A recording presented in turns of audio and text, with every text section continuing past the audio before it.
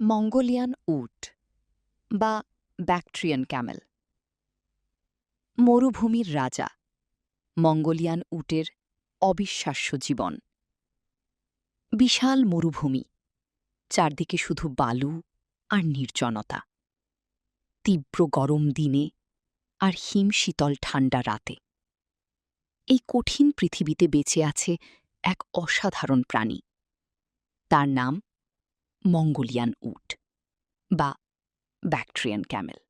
এই উট মূলত পাওয়া যায় মঙ্গোলিয়া এবং চীনের কিছু মরুভূমি অঞ্চলে, বিশেষ করে বিখ্যাত গোবি ডেজার্টে। অন্য উটের থেকে আলাদা এদের রয়েছে দুটি বড় কুঁজ। এই কুঁজে পানি নয়, বরং চর্বি জমা থাকে, যা শক্তি হিসাবে ব্যবহার করে তারা দীর্ঘ সময় না খেয়ে থাকতে পারে। এরা সাধারণত ৬ থেকে ৭ ফুট লম্বা হয় এবং ওজন হতে পারে ৬০০ থেকে ১,০০০ কেজি পর্যন্ত। ভাবত, দিনে ৪০ ডিগ্রি সেলসিয়াসের বেশি গরম আর রাতে নেমে যেতে পারে -৩০ ডিগ্রিতে। এই ভয়ঙ্কর আবহাওয়াতেও মঙ্গোলিয়ান উট দিব্যি টিকে থাকে।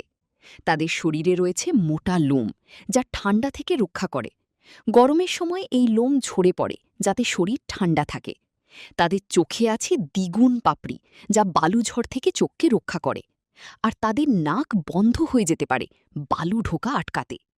মরুভূমিতে পানি পাওয়া খুব কঠিন, কিন্তু এই উট একবারে প্রায় ১০০ লিটার পানি পান করতে পারে। তারা ৫ থেকে ৭ দিন পর্যন্ত পানি ছাড়া থাকতে পারে। খাবারের ক্ষেত্রে তারা খুবই সহনশীল।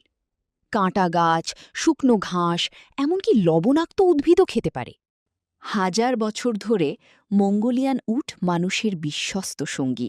বিশেষ করে গোবি ডেজার্ট অঞ্চলে এই উট ব্যবহার করা হয় পণ্য পরিবহন, যাতায়াত, এমনকি দুধ ও মাংসের জন্য। এরা ভার বহনে অত্যন্ত দক্ষ। একটি উট প্রায় ২০০ কেজি পর্যন্ত ওজন বহন করতে পারে। সব মঙ্গোলিয়ান উট কিন্তু নিরাপদ নয়।